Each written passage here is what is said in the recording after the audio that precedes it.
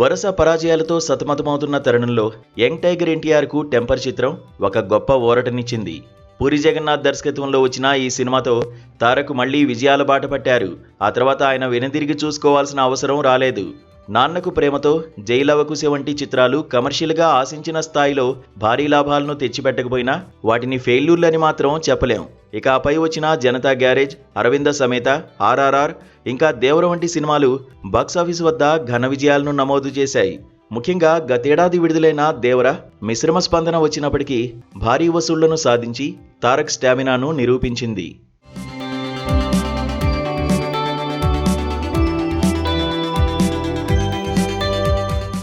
దేవర్ తర్వాత ఎన్టీఆర్ నేరుగా బాలీవుడ్లోకి అడుగుపెడుతూ హృతిక్ రోషన్తో కలిసి వార్ 2లో నటించారు.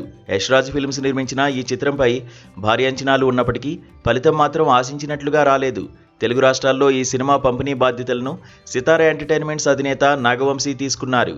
ఈ సినిమా వల్ల ఆయన భారీగా నష్టపోయారని, ఆస్తులు కూడా అమ్ముకోవాల్సి వచ్చిందని సోషల్ మీడియాలో పెద్ద ఎత్తున ప్రచారం జరిగింది. ఈ పుకార్లపై నాగవంశీ ఇటీవల ఒక ఇంటర్వ్యూలో స్పష్టతనిచ్చారు.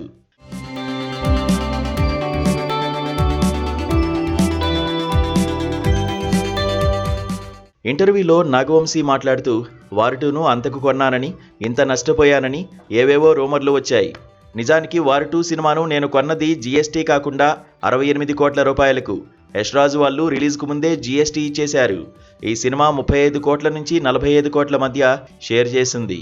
విడుదల తర్వాత ఈ చిత్రానికి నష్టం వచ్చిందని, పాపం యష్ రాజ్ వాళ్లే పిలిచి మరీ నాకు 18 కోట్ల రూపాయలు వెనక్కిచ్చారు. ముందుగా జరిగిన ఒప్పందం ప్రకారమే నష్టం భర్తీ చేశారు. ఇలా చూసుకుంటే నేను నష్టపోయింది చాలా తక్కువని స్పష్టం చేశాడు. నిర్మాత చెబుతున్న లెక్కల ప్రకారం వార్ 2 నష్టం 10 నుంచి 15 కోట్ల రూపాయల మధ్య ఉంటుందని తెలుస్తోంది.